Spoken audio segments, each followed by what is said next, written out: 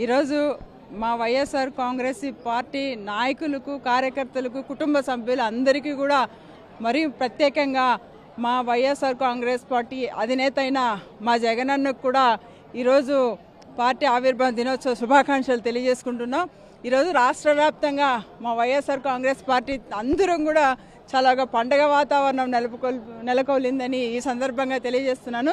ఎందుకంటే జగనన్న అంటేనే ఒక నమ్మకం కాబట్టి ఈరోజు జగనన్నతో కలిసి నడవడం అనేది చాలా సంతోషంగా ఉంది. అదేవిధంగా ఎప్పుడైతే రాజశేఖర్ రెడ్డి గారి పాదాల నుంచి పార్టీ స్టార్ట్ అయిందో ఆయన ఆశయాలకు అనుగుణంగా ఈరోజు 15 సంవత్సరాలు పూర్తి చేసుకొని 16వ సంవత్సరాలకు విజయవంతంగా అడుగు పెడుతున్న సందర్భము. అయితే మా అందరికి కూడా చాలా హ్యాపీగా ఉంది.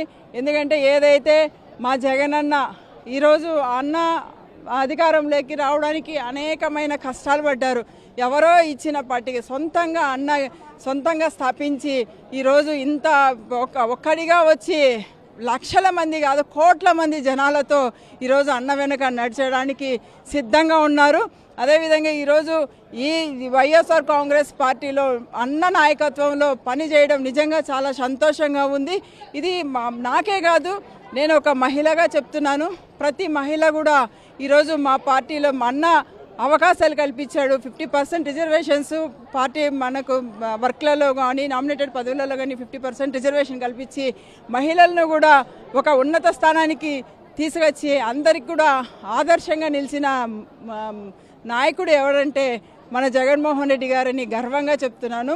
ఎందుకంటే మా జగనన్నతో నడవడం అంటే నిజంగా అదృష్టంగా భావిస్తున్నా.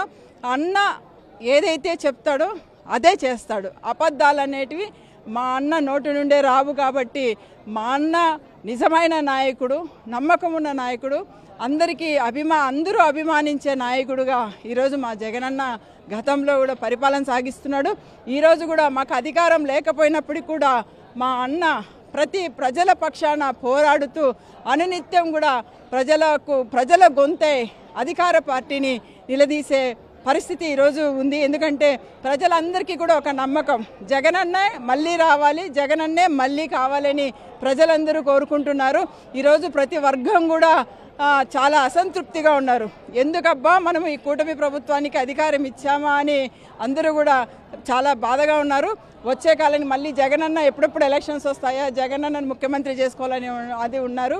మా వైఎస్ఆర్ కాంగ్రెస్ పార్టీలో ఉన్న ప్రతి ఒక్కరూ కూడా ఈరోజు కాలర్ ఎగరేసుకుంటూ కూడా మేము వైఎస్ఆర్ కాంగ్రెస్ పార్టీ, మాది వైఎస్ఆర్ కాంగ్రెస్ పార్టీ, మా కుటుంబం వైఎస్ఆర్ కుటుంబము అని గర్వంగా చెప్పుకునే విధంగా మా అన్న, మా నాయకుడు, మా జగన్మోహన్ రెడ్డి గారు మాకు ఇవన్నీ కూడా నేర్పించడం జరిగిందంటే. ఎందుకంటే పార్టీ అంటే ఒక నిబద్ధత, ఒక విశ్వసనీయత అని మా అన్న నేర్పించాడు.